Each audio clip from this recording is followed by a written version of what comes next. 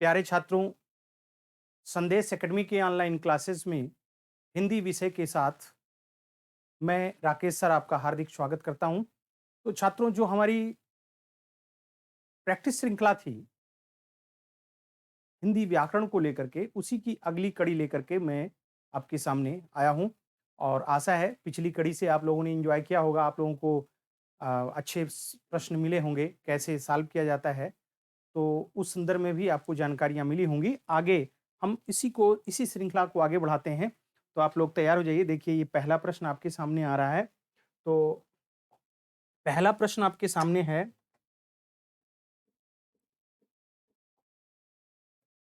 ये प्रश्न है कि प्यास का तत्सम रूप क्या है? ध्यान दीजिएगा, प्यास का तत्सम रूप पूछा है, ठीक है? तो तत्सम और तद्भव, जो हिंदी भाषा के जो शब्द हैं, शब्दों का किसी भी भाषा में 2 चीज़ ज़रूरी होती है, एक तो उसके शब्द और दूसरा उसका व्याकरण। शब्दों से वस्तुओं और भावों का ज्ञान हमें होता है, उससे हमारा परिचय होता है, उससे हमारा तादात्म्य स्थापित होता है। और दूसरा, व्याकरण ये बताता है कि उन शब्दों को किस क्रम में रखा जाए कि उसका उचित अर्थ हमें प्राप्त हो सके। तो छात्रों, यहाँ पर अगर आप देखें, तो जो हिंदी भाषा है, इसका जो मुख्य स्रोत है, वो तत्सम तद्भव शब्दों के रूप में है।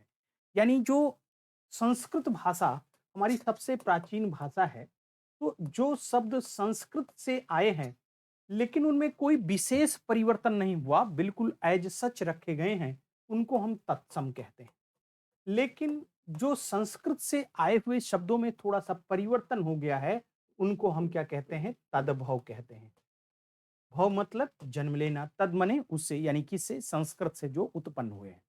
उनमें थोड़ा-सा परिवर्तन आ गया है, विकार आ गया है, और यह विकार सरलीकरण की प्रक्रिया के कारण होता है, क्योंकि व्यक्ति हर बात को सरल करके बोलना चाहता है।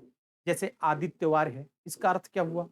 आदित्य का अर्थ होता है सूर्य, वार का अर्थ होता है दिन। अब लेकिन इसको सरल किया तो क्या बोलने लगे? अइतवार, अत्तवार, उसको और भी सरल किया, अत्तवार। इसी तरह से जैसे आपने कहा धर्म, सरल किया, धम्म बोलने लगे, ठीक है? तो तद्भव क्या है? संस्कृत से एक तरीके से उत्पन्न शब्द है, जो थोड़ा-सा मूल शब्द से बिगड़ा हुआ होता है। प्यास तद्भव शब्द है, इसका जो तत्सम रूप है यानी संस्कृत नुमा रूप है, वो क्या है? पिपासा, पिपासा, ठीक है? अच्छा, इसी तरह से आप देखें, अच्छा, प्यास का भी एकदम तद्भव देशज, एकदम कहें भैया पियास लागे गाँव की भाषा में, तो ये प्यास का भी तद्भव, ठीक है? जैसे प्रतिवेशी, प्रतिवेशी का अर्थ हुआ पड़ोसी, और पड़ोसी का अर्थ क्या है कि पड़ोसी। तो अब देखिए वहां पर और तद्भव कर दिया गया, जैसे निमंत्रण, ठीक है? तो निमंत्रण का क्या हुआ? न्योता, को और तद्भवीकृत कर दिया गया। तो उसी तरह से प्यास, पिपासा तत्सम है, तद्भव प्यास है, लेकिन इसका भी और तद्भवीकृत किया गया तो क्या बन गया? पियास, ठीक? तो अब देखिए दूसरा शब्द आया, तो स्रोत के आधार पर जब हम शब्दों को देखते हैं तो उसमें देशज हैं, विदेशज हैं, ठीक है? संकर शब्द हैं। तो इसमें आप देखें, तुर्की भाषा के शब्दों की बात की जा रही है कि कौन-सा शब्द तुर्की भाषा का है, ठीक है?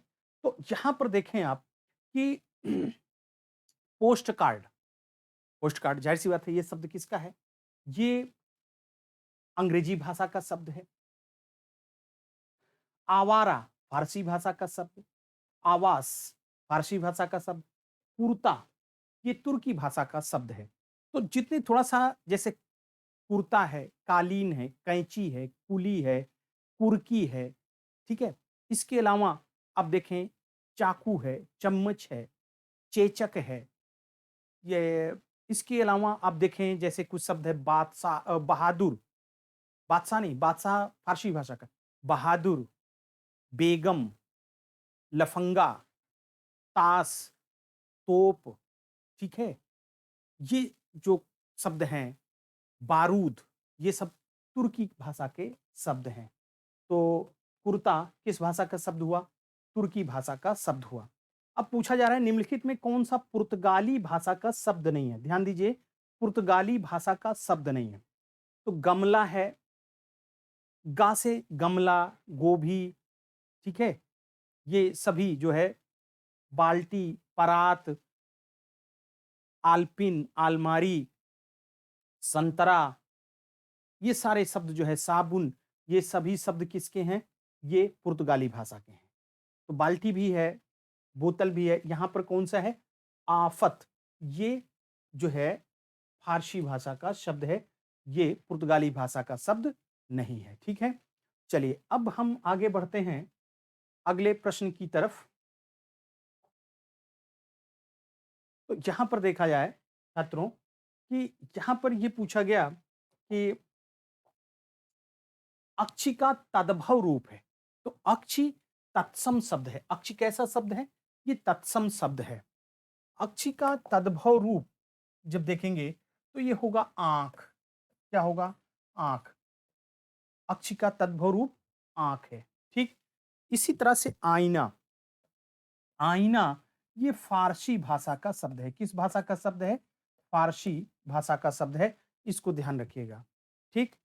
तो आईना, आमदनी ये सब फ़ारसी भाषा के शब्द हैं। आगे बढ़े हम देखें गेहूं का तत्सम रूप पूछा है। गेहूं का तत्सम रूप। तो तद्भव तत्सम से बहुत सारे शब्द हैं जैसे गेहूं। तो गेहूं का जो तत्सम रूप है वो कौन सा हो जाएगा? ये हो जाएगा गोधूम। क्या हो गया? ये गोधूम। गोधूम गेहूं का तत्सम रूप है। जैसे मिट्टी का तत्सम रूप बहुत पूछा जाता है। मिट्टी का, तो मिट्टी का तत्सम रूप है मृत्तिका।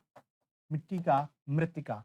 कपास का पूछा जाता है तो ये हो जाएगा करपास। ठीक है? जैसे फिटकरी का पूछा जाता है, फिटकरी का तो हो जाएगा स्फटिक। जैसे हल्दी का पूछा जाता है तो हो जाएगा हरिद्रा। हरिद्रा। जैसे हरीत की, हर्रे जो आप कहते हो ना, हरेड़, हर्रे बहेड़े, जो त्रिफला बनाते हैं हर्रे बहर्रे या बहेड़ा, तो उसको हरेड़, हरेड़ का हरीत की। हर्रे गांव की भाषा में बोलते हैं एकदम बिल्कुल, वैसे उसको क्या कहते हैं? हरेड़। तो हरेड़ भी तत्सम नहीं है। इसी तरह से बहेड़ा, बहेड़ा, बहेड़ा ये बहरे गांव में कहते हैं इसको। ये होगा विभीतकी। विभी विभीतकी। ठीक? इसी तरह से जैसे और भी बहुत सारे शब्द हैं। आप उनको जैसे आप कहें फोड़ा, तो फोड़ा का क्या हो जाएगा? अस्फोट। तो आपको जो पुराने लेक्चर हैं उसमें आपको तत्सम तद्भव के बारे में बहुत डिटेल लिखाया है। ठीक है? आप वहाँ से अगर आप संदेश से जुड़े हैं तो आपको ज़रूर वीडियो मिला होगा, वहाँ से आप देख सकते हैं। चलिए, अगले प्रश्न की तरफ बढ़ा जाए।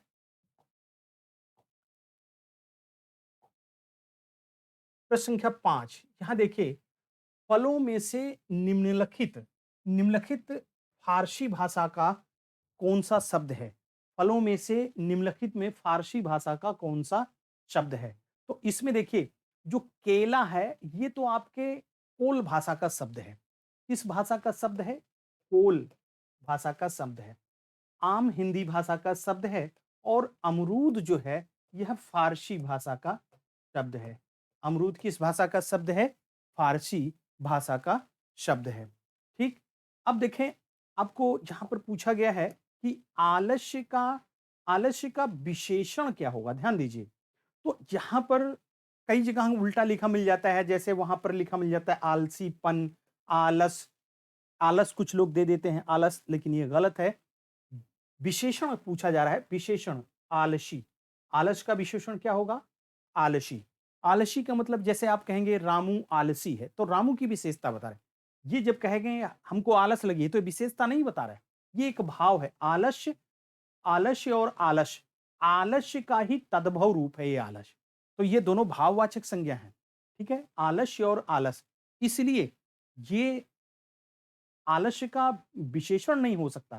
कहीं-कहीं हमने लिखा देखा है, तो कुछ लोग इस चक्कर में आ जाते हैं, तो आप उसमें परेशान नहीं होने की ज़रूरत है, आलसी। आलस्य का क्या होगा? विशेषण आलसी। अच्छा, अब यहाँ पूछा गया है कि व्याकरण की दृष्टि से प्रेम शब्द कैसा शब्द है? व्याकरण की दृष्टि से देखें तो प्रेम कैसा शब्द है? तो व्याकरण की दृष्टि से प्रेम एक भाववाचक संज्ञा है।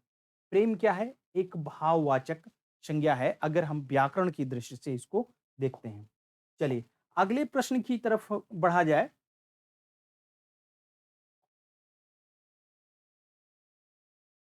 यहां देखिए, लिखा है ज्ञानू ने आधा लीटर दूध पी लिया। अब पूछ रहा है इसमें विशेषण कौन सा है? इसमें विशेषण है, तो वो कौन सा विशेषण है? तो सबसे पहले तो हमें ये जानना जरूरत है कि इसमें विशेषण कौन है। तो दूध तो संज्ञा है, और कैसी संज्ञा है? द्रव्यवाचक संज्ञा है।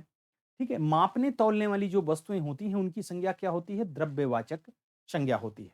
तो यहां पर दूध संज्ञा है। अब यहां पर पीना क्रिया है, आधा लीटर दूध की मात्रा बता रहे, ये क्या है? विशेषण है। अब पूछा गया कि ये जो विशेषण है आधा लीटर, ये कैसा है? तो संख्या का यहां कोई मतलब नहीं है। जब संख्या का बोध हो तब वहां पर संख्यावाचक विशेषण होगा। जब गुण का बोध हो, यहां गुण से भी कोई लेना देना नहीं। यहां बात किसकी है? परिमाण की, क्वांटिटी की बात है। तो जब परिमाण या क्वांटिटी की बात हो, ठीक है, तब उसे कहते हैं परिमाणवाचक विशेषण। इसके अंतर्गत मापने तौलने वाली वस्तुएं आती हैं जिनको हम गिनते नहीं है। जैसे देखिए, लकड़ी है, लोहा है, तो ये द्रव्यवाचक संज्ञाएं हैं। लेकिन जब आप कहोगे 1 किलो लकड़ी, आधा किलो लकड़ी, ठीक है, कपड़ा, आधा मीटर कपड़ा, तो वो आधा मीटर, 1 किलो, आधा लीटर, ये सब क्या हो जाएगा? संख्यावाचक विशेषण हो जाए, ओ सॉरी, परिमाणवाचक विशेषण हो जाएगा। कैसा विशेषण? परिमाणवाचक विशेषण। अगला प्रश्न देखिए, आपके सामने यहां पर ये प्रश्न रखा गया है कि निम्नलिखित में अनुकरणात्मक क्रिया नहीं है। अनुकरणात्मक क्रिया नहीं है। तो जो क्रियाएं होती हैं हमारी, इनको दो आधार पर विभाजित किया जाता है। तो इसमें आप देखें, रचना के आधार पर रूढ़ क्रिया और यौगिक क्रिया। रूढ़ क्रियाएं जो मूल धातुओं से बनती हैं। यौगिक क्रिया जो किसी प्रत्यय आदि के जुड़ने से बनती हैं या दो क्रियाओं के योग से बनती हैं। ठीक है, जैसे इसमें आप देखेंगे, तो जब हम यौगिक क्रिया की बात करते हैं तो इसके चार भेद हो जाते हैं। जैसे संयुक्त क्रिया है, अनुकरणात्मक क्रिया है, नाम धातु क्रिया है, ठीक है, प्रेरणार्थक क्रिया है। तो अनुकरणात्मक क्रिया किसी न किसी ध्वनि के अनुकरण पर बनती है। किसी न किसी ध्वनि के अनुकरण पर बनती है। जैसे आपने कहा टन टन, तो टन टन एक ध्वनि है, इससे क्रिया बन गई टन टनाना। जैसे आपने कहा भन भन, तो भन भन एक ध्वनि है, उससे बन गई भन भनाना। घन घन एक ध्वनि है, घन घनाना। तो यहां पर देखिए, फड़ फड़ एक ध्वनि है, मी मी एक ध्वनि है, हिन हिन एक ध्वनि है, और इनसे जो क्रियाएं बनी वो सब अनुकरणात्मक क्रिया है। लेकिन झुठलाना झूठ से बनी है। तो झूठ जो है, झूठ संज्ञा है। तो जो क्रिया संज्ञा या विशेषण से बनती है उसे हम नाम धातु क्रिया कहते हैं। तो ये झुठलाना क्रिया कैसी होगी? ये अनुकरणात्मक क्रिया न होकर के नाम धातु क्रिया कहलाएगी, क्योंकि ये किससे बनी है? संज्ञा झूठ से बनी है, भाववाचक संज्ञा झूठ से। जैसे बात से बतियाना, हाथ से हथियाना, तो ये कैसी संज्ञा हुई? ये भाववाचक संज्ञाएं हैं, और इनसे जो बनेगी वो नाम धातु क्रिया कहलाएगी। ठीक है, अच्छा, अब देखिए यहां पर अगला सवाल देखिए, ये कहा जा रहा है कि सकर्मक क्रिया वाला वाक्य है। तो आपको सबसे पहले ये जानने की जरूरत है कि कौन कौन सी क्रियाएं, जो अब देखिए क्रिया की बात में करा था, तो एक क्रिया का, एक आधार पर जो क्रिया का विभाजन हम करते हैं वो रचना के आधार पर, रूढ़ क्रिया और यौगिक क्रिया। दूसरा है वो कर्म के प्रयोग के आधार पर। तो प्रयोग के आधार पर क्रिया के दो भेद होते हैं, अकर्मक क्रिया, अकर्मक क्रिया और सकर्मक क्रिया। अकर्मक क्रिया और सकर्मक क्रिया। अब यहां पर आप देखिए, अकर्मक क्रिया, जिन क्रियाओं के प्रयोग में कर्म की आवश्यकता नहीं होती उन्हें अकर्मक कहते हैं, जिन क्रियाओं में कर्म होता है उन्हें सकर्मक कहते हैं। इसको इस तरह से आप समझें कि यदि किसी क्रिया में जो कर्म फल है, यानी क्रिया का जो फल होता है वो करने वाले पर ही पड़ता है, तो वो क्रिया अकर्मक होती है। और जिसपे क्रिया का फल कर्ता पर न पड़कर किसी और पर पड़ता है, वो सकर्मक होती है। इसको इस तरह से भी समझ सकते हैं कि यदि क्रिया व्यापार का आश्रय स्थल और फल का आश्रय स्थल एक हो, तो वो क्रिया अकर्मक होगी। यानी जो क्रिया व्यापार का आश्रय स्थल है, फल का आश्रय स्थल है, वो दोनों एक है, तो क्रिया कैसी होगी? अकर्मक। और जो क्रिया व्यापार और फल का आश्रय स्थल अलग अलग होगा। जैसे आपने कहा राम पुस्तक पढ़ता है, तो क्रिया का आश्रय स्थल कौन हुआ? राम। ठीक है, फल क्या है? पढ़ने का फल क्या होता है? ज्ञान। ज्ञान किस में है? राम में है। राम में होता तो पढ़ता ही क्यों? तो ज्ञान कहाँ निहित है? उसका आश्रय स्थल क्या है? पुस्तक। तो पुस्तक क्या हो गया? कर्म हो गया। तो ये पढ़ना क्रिया कैसी हो गई? फिर सकर्मक क्रिया हो गई। अब जैसे कहें राम सोता है, तो क्रिया का आश्रय स्थल कौन है? राम है।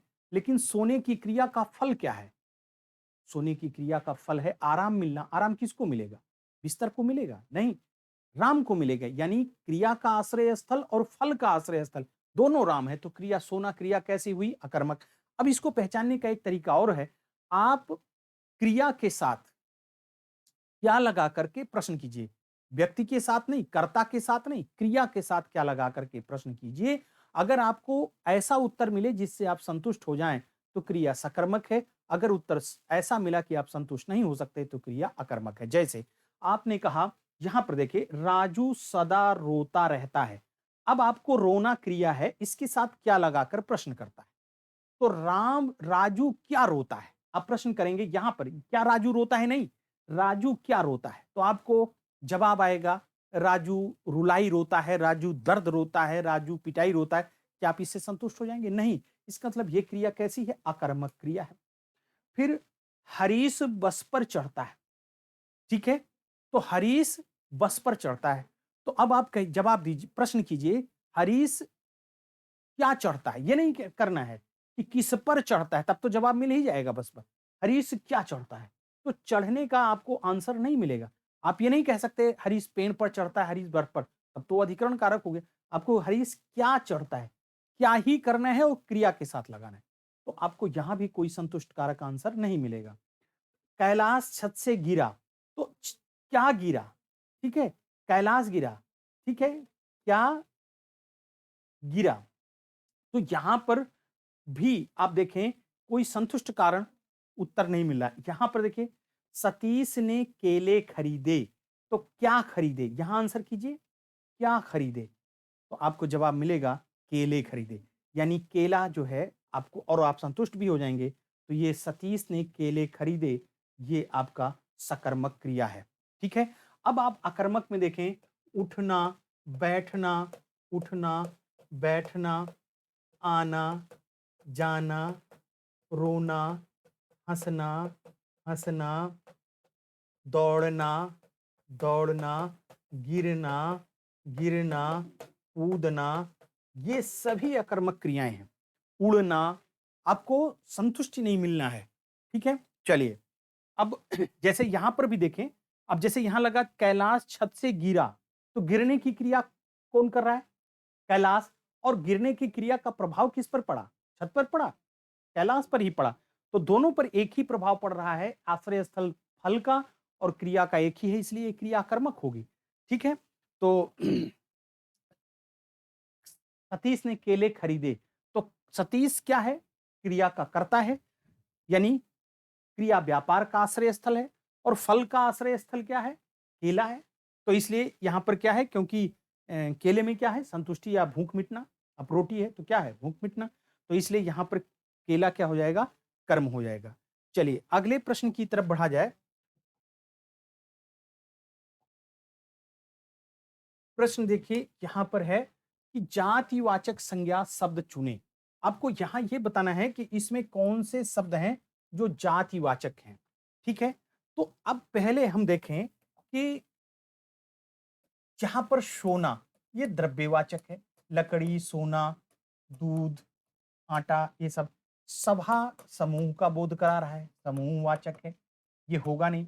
हिमालय एक एक पर्वत विशेष है, तो ये व्यक्तिवाचक है, ये व्यक्तिवाचक है, क्योंकि एक पर्वत विशेष की। नदी, नदी ये जातिवाचक संज्ञा हुआ, इससे आपको सभी नदियों का बोध हो रहा है। तो इसलिए नदी कैसी है? जातिवाचक संज्ञा होगी।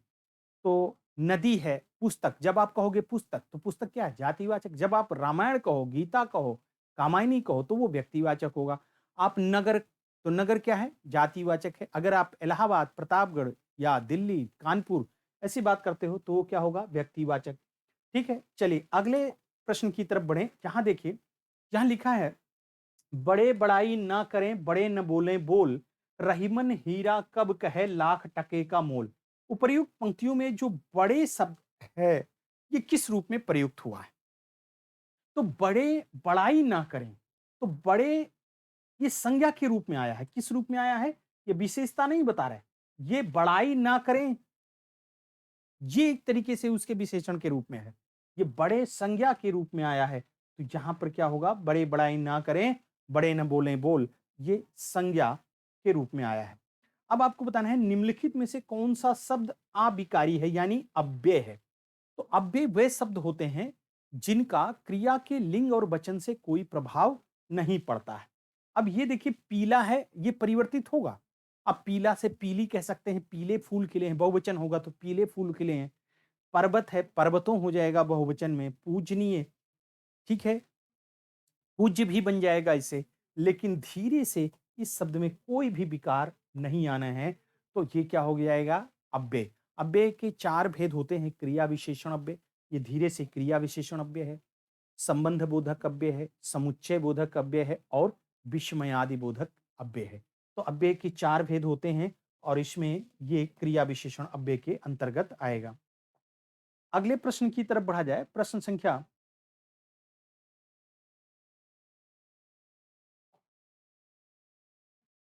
16 की तरफ।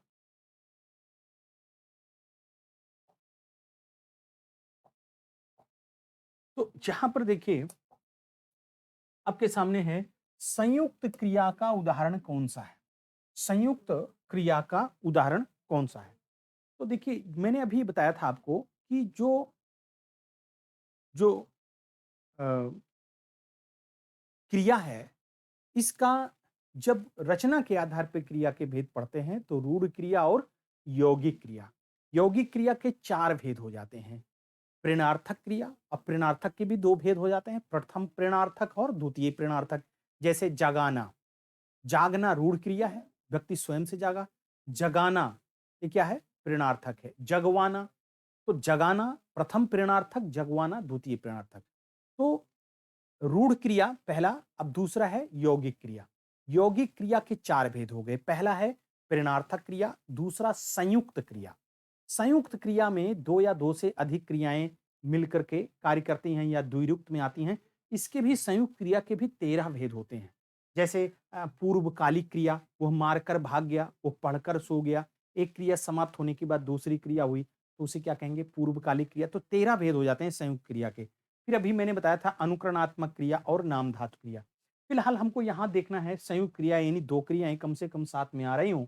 तो रस्सी जल गई में एक ही क्रिया है, सीमा पढ़ रही है इसमें भी पढ़ना ही क्रिया है, बच्चा सोता है एक ही क्रिया है, तुम प्रतिदिन पढ़ने, पढ़ना एक क्रिया हो गया, आया करो ये भी क्या है? एक क्रिया है। तो इसमें आपका संयुक्त क्रिया का उदाहरण हुआ, तुम प्रतिदिन पढ़ने आया करो। पर्वतीय में कौन सा विशेषण है? तो पर्वतीय यानी पर्वत से संबंधित ये विशेषता बता रहा है। अब कौन सा? क्या ये संख्या है? नहीं। क्या ये मात्रा है? नहीं, ये हो ही नहीं सकता। सार्वनामिक विशेषण जो सर्वनाम से बनते हैं, तो सर्वनाम से भी नहीं बना है, इसलिए ये एक गुण बता रहा है कि पर्वत से संबंधित है।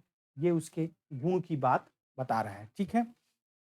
राम सो रहा है, राम सो रहा है, इसमें कौन सी क्रिया? अभी मैंने बताया था कि पढ़ना, सोना, जागना, उठना, बैठना, आना, जाना, दौड़ना, कूदना, अ, क्या कहते हैं, उड़ना, ये सभी क्रियाएं अकर्मक होती हैं। क्योंकि सोने की क्रिया का कर्ता राम है और राम पर ही सोने की क्रिया यानी आराम मिलना का फल भी राम पर ही पड़ रहा है, इसलिए यह क्रिया कैसी होगी?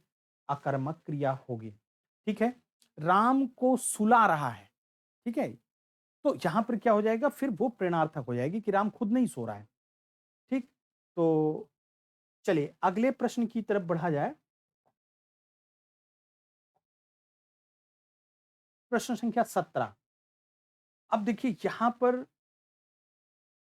आपके सामने है कि हम ताजमहल देखने जाएंगे।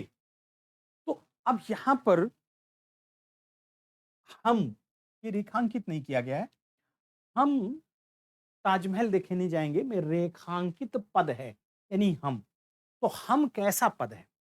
ये निजवाचक सर्वनाम है, पुरुषवाचक सर्वनाम है, निश्चयवाचक सर्वनाम है, अनिश्चयवाचक सर्वनाम। तो हिंदी में सर्वनाम के कुल 11 प्रकार हैं, यानी 11 सर्वनामों का प्रयोग किया जाता है, जिनके कुल 5 भेद हैं। फिलहाल उन भेदों की तरफ हम जाएं तो उसकी जरूरत नहीं है। यहां देखें, निजवाचक सर्वनाम आप है। आप क्या है? निजवाचक सर्वनाम है। निश्चयवाचक सर्वनाम है यह, वह, यह, यह, वह, ये, वे। ये कैसा सर्वनाम है? निश्चयवाचक है। अनिश्चयवाचक सर्वनाम है कोई, कुछ, कोई, कुछ। और जो पुरुषवाचक सर्वनाम है, ये इसकी जैसे पुरुषवाचक सर्वनाम के 3 भेद हो जाते हैं, प्रथम पुरुष या इसी को उत्तम पुरुष, मध्यम पुरुष और अन्य पुरुष सर्वनाम के नाम से जाना जाता है। तो प्रथम पुरुष में कौन हो जाएगा? मैं, हम। मध्यम पुरुष में तू, तुम, आप। ठीक है। अन्य पुरुष में यह, वह, ये, वे और आप भी। अब आप देखें कि आप 3 जगह आ रहा है। निजवाचक सर्वनाम में भी आ रहा है, अन्य पुरुष सर्वनाम में भी आ रहा है और मध्यम पुरुष में आ रहा है। मध्यम पुरुष सर्वनाम में आप का प्रयोग करते हैं सम्मान देने के लिए। ठीक है, जैसे आप आइए, आप जाइए, तो ये मध्यम पुरुष सर्वनाम। अन्य पुरुष सर्वनाम में प्रथम पुरुष कौन है? वक्ता या लेखक प्रथम पुरुष है। श्रोता या पाठक क्या है? मध्यम पुरुष है। अन्य पुरुष जो जिसके बारे में कुछ कहा जाता है, वो अन्य पुरुष सर्वनाम होता है। जब किसी महान व्यक्ति के विषय में कोई बातें की जाती हैं, तब वहां पर आप सर्वनाम का प्रयोग किया जाता है। जैसे आप कहें गांधी जी के बारे में, तो गांधी जी को यह हुआ, ये वे, ये कहना थोड़ा सा उचित नहीं लगता। तो जो आप गांधी जी के बारे में कुछ लिखा जाता है, तो कैसे लिखा जाता है? गांधी जी का जन्म 2 अक्टूबर 1869 को पोरबंदर गुजरात में हुआ था। आपने प्राथमिक परीक्षा अपने गृहनगर से प्राप्त किया, तत्पश्चात आप उच्च शिक्षा हेतु इंग्लैंड गए। तो आप वहां पर लगता है, तो आप 3 जगह लग रहा है। आप मध्यम पुरुष में भी, अन्य पुरुष में भी लग रहा है और निजवाचक सर्वनाम में भी लग रहा है। यहाँ हम कैसा सर्वनाम है? ये पुरुषवाचक सर्वनाम है। स्त्री शब्द का विशेषण, स्त्री शब्द का विशेषण जब देखें तो ये स्त्रैण होगा, यानी स्त्री जैसे व्यवहार वाला। ठीक है। यहां पर देखिए, मैं आज तक परीक्षा में सफल ही हुई हूं। यहां पर तक और ही, ये 2 शब्द लगे हुए हैं। ये जो है निपात कहलाते हैं। क्या कहलाते हैं? निपात कहलाते हैं। निपात की संख्या हिंदी में 9 मानी जाती है। ठीक है। तो तक, ही, अभी, ये सभी क्या हैं? निपात हैं। ठीक है। चलिए, तो ये अर्थ को सीमित करते हैं, बल देते हैं, एम्फेसाइज, अलग-अलग तरीके से कार्य करते हैं।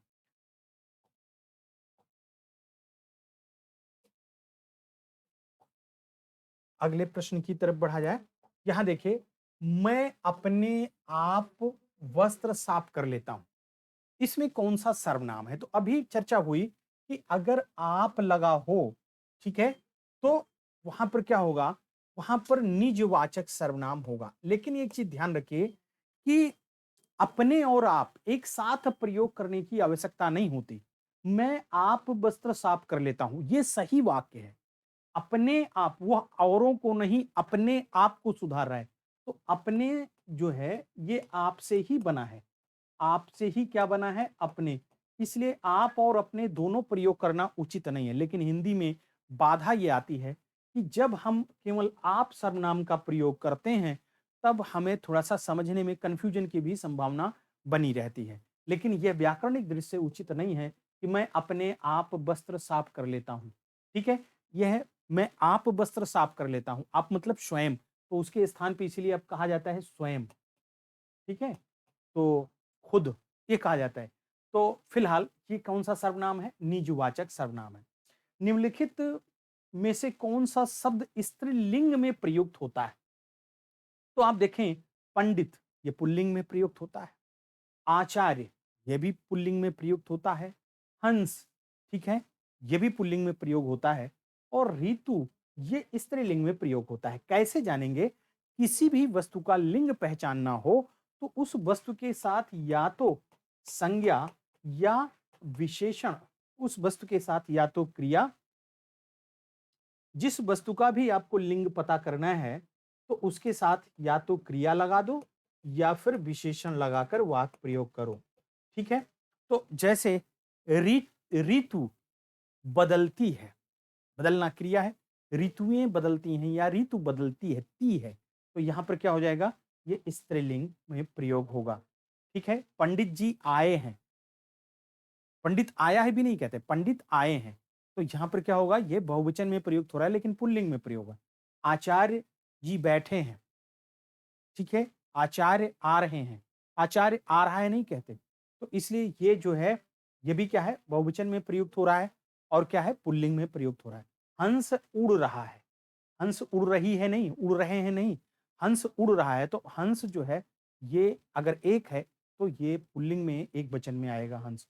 अब देखें समुच्चय बोधक, समुच्चय बोधक जो होते हैं, ये मैंने बताया था आपको कि जो अव्यय होते हैं, अव्यय को ही अविकारी शब्द कहते हैं। 4 भेद हैं, क्रिया विशेषण अव्यय, क्रिया विशेषण अव्यय, संबंध बोधक अव्यय, समुच्चय बोधक अव्यय और विस्मयाद बोधक। समुच्चय बोधक अव्यय क्या करते हैं? 2 पदों को जोड़ते हैं। जैसे और है, किंतु है, परंतु है, इसलिए, चूंकि। तो ये सब आप क्या कहेंगे? इन्हें आप अविकारी कहेंगे। क्या कहेंगे? अविकारी। ये विकारी नहीं होते, ठीक है? ये विकारी नहीं होते, तो इसका आंसर सही क्या होगा? समुच्चय बोधक को क्या कहते हैं? अविकारी कहते हैं। और अविकारी से मतलब क्या है? अव्यय। ठीक है? ये जो अव्यय के 4 भेद हैं उसी के अंतर्गत आएगा। चलिए अगले प्रश्न की तरफ बढ़ा जाए। तो जो अगला प्रश्न है हमारा, ये देखिए प्रश्न है कि मुझे किस प्रकार का सर्वनाम है? तो मुझे किस प्रकार का सर्वनाम है? उत्तम पुरुष है, मध्यम पुरुष है, अन्य पुरुष है, इनमें से कोई नहीं। ठीक? तो अगर आप देखें तो तू, तुम, आप, ये क्या है? मध्यम पुरुष है। यह वह, अन्य, यह वह, आप, ये क्या है? अन्य पुरुष है। और मैं, हम, मुझे, मेरा, ये सब क्या हो जाएगा? उत्तम पुरुष सर्वनाम में आएगा। ठीक? अब राज्यपाल कैसी संज्ञा है? राज्यपाल कैसी संज्ञा है? क्या किसी व्यक्ति विशेष की बात बोध करा रहा है या फिर एक जात या भाव या समूह? तो राज्यपाल समूह का नहीं बोध करा रहा है, राज्यपाल किसी भाव का भी नहीं बोध करा रहा है।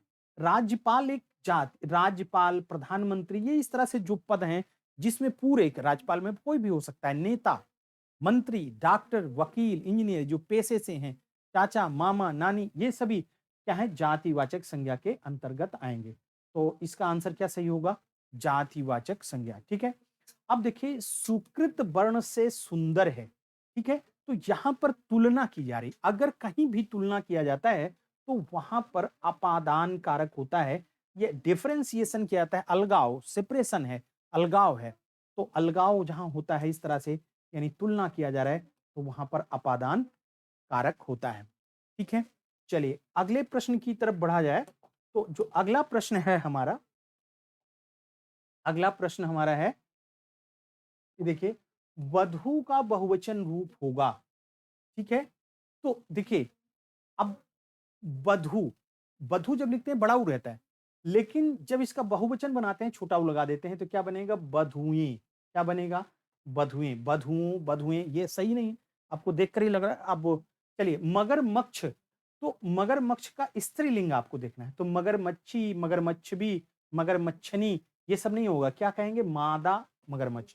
कुछ शब्द होते हैं जो सदैव स्त्रीलिंग में प्रयोग होते हैं, जैसे तितली है, कोयल है, ठीक है, जोंक है, मक्खी है, ठीक है? तो ये सब स्त्रीलिंग में ही है। अब इनका पुल्लिंग बनाना है या स्त्रीलिंग बनाना है तो हम कहेंगे नर मक्खी, मादा मक्खी, ठीक है? इस तरह से डिफरेंशिएट करेंगे। कुछ शब्द सदैव पुल्लिंग में प्रयोग होते हैं, जैसे मच्छर है, मच्छर काट रहा है, खटमल, खटमल काट रहा है, ये पुल्लिंग में है, ठीक है? और कौवा है, ठीक है? तो ये सदैव पुल्लिंग में होता है। चीता है, अब हम कहेंगे चीतनी नहीं कहेंगे। इसके लिए क्या करेंगे? जब हम स्त्रीलिंग पुल्लिंग को अलग करना होगा तो इसके साथ नर, नर चीता, मादा चीता लगाएंगे। शेर, शेरनी, ये इसका होता है। तो यहाँ पर क्या होगा? मादा मगरमच्छ। अच्छा अब देखिए यहाँ पर एक प्रश्न है, लड़का पत्थर फेंकता है। वाक्य में कारक के लिए उदाहरण आपका कौन सा कारक है? तो देखिए पत्थर फेंकता है यानी पत्थर को फेंकता है, यानी कर्म कारक है। लेकिन एक चीज़ ध्यान रखिए, जिसमें लड़का कर्ता भी है, तो कर्ता कारक भी है, तो आंसर यहाँ कर्म कारक है। लेकिन अगर कोई विवाद खड़ा करना चाहे तो कर्म कारक भी हो सकता है, जैसे अभी माध्यमिक सेवा चयन बोर्ड में हुआ था, तो उसमें कर्ता और कर्म दोनों मान लिया था, इसी तरह का वाक्य था और दोनों को आंसर दिया गया था। लेकिन फिलहाल यहाँ पर आप देखेंगे कर्म कारक है, ठीक है? तो आपका आज की ये श्रृंखला समाप्त होती है। आशा है आपको पसंद आया होगा वीडियो और आगे फिर अगली कड़ी लेकर के हम आपके सामने उपस्थित होंगे। हैव ए नाइस डे, ठीक है? तो धन्यवाद छात्रों।